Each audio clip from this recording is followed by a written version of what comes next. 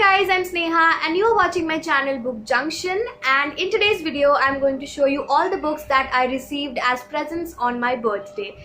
Now I am so grateful to my friends and my brother for getting me all these books, because honestly it feels so good to receive books, especially the ones that you really like. Now although these books are presents, but I chose them. Like, I told my friends and my brother that these are the books that I want to get and they got me. So these are the books that basically interested me a lot, so I got them, and that's why I'm sharing all of this with you guys, so that you can also find a book that might interest you as well. So yeah, let's get started with today's video. So the first book that I want to talk about is Wonder by R.J. Palacio, and I think all of you must already know about this book. There's also a movie on this book, and honestly this book is so special to a lot of people, and I have already read 1/4 of this book before in the PDF format. Like, I downloaded it and I started reading it, but personally I cannot focus or concentrate on PDF format books.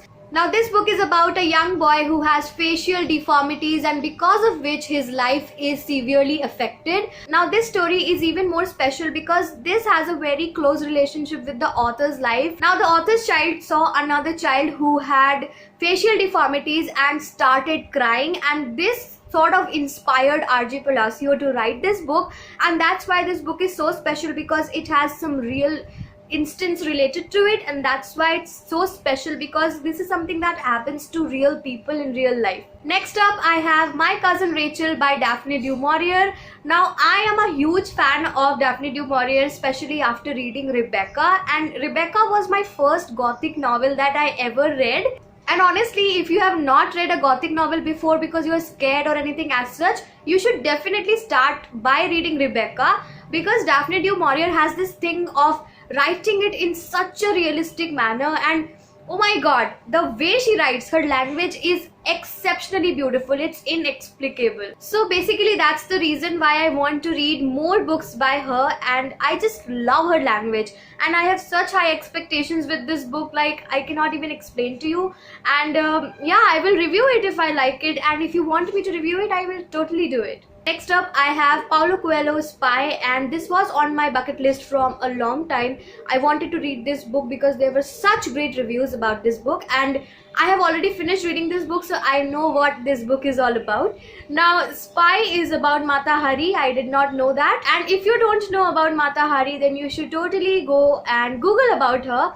Now, I don't have any idea if I'm pronouncing her name right, but I just like the sound of what I'm saying, so I like pronouncing it as Mata Hari. I don't really know what the real pronunciation is like. Anyway, the important part is her story, and her story is so devastating. For me at least, I was tearing up a lot when I was reading the part where she was being tortured and basically all the hardships that she had to go through, and that was really upsetting.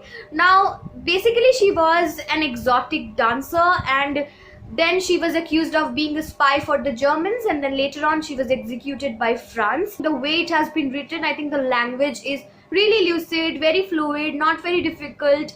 It's really nice. I think beginners can totally read this book, and yeah, I think that makes the book really nice. And it's not a typical Paulo Coelho book in my opinion, because I have read a lot of books by him, and the taste of this book is very different from his other books. His other books are more about God, religion and spirituality. Of course, a bit of that is there in this book as well, but not as much, and I quite liked it. Honestly, I did like it, and yeah, I think I totally loved it, so I guess I would recommend this book as well.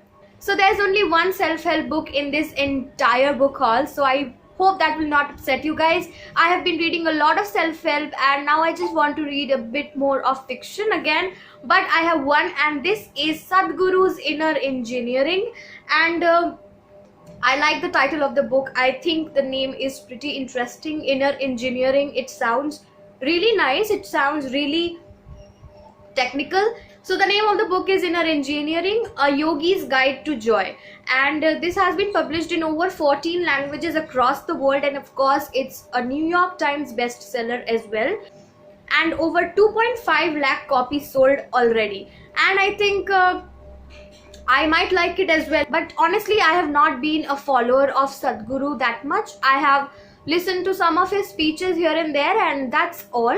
So I don't really know much about him. I'm not much aware about him, so I don't know. I think I'll be pretty neutral when I'll be reading the book, because I don't have any sort of ideas about him or opinions, I guess. So that's why I will be able to read the book properly without any bias or partiality.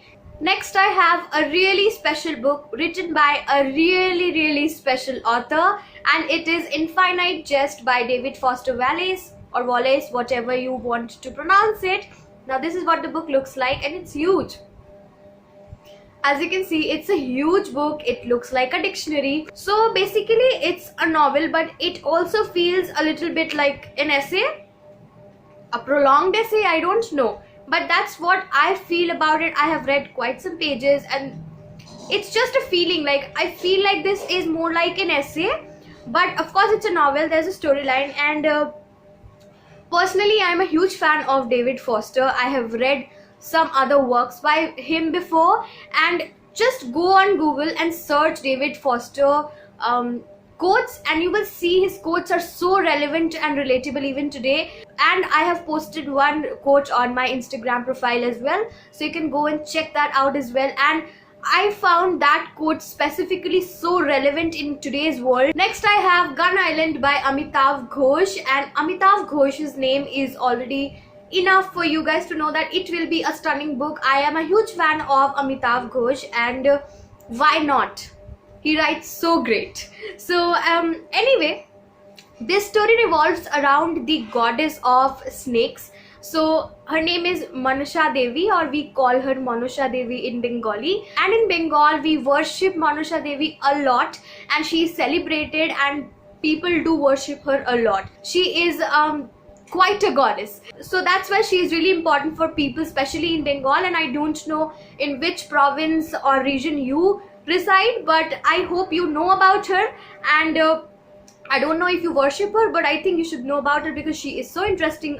Even as a character, she is very interesting, and she is quite a goddess, honestly. So the little bit that I read about the book, I found it extremely interesting, and that's why I picked up this book, and I will read it super soon. And if you guys want me to review it again, I will do it for you. Next, I have a super interesting book, and I would never know about it had I not visited the crosswords, and that's where I found this and found the blurb really interesting. That's why I got it.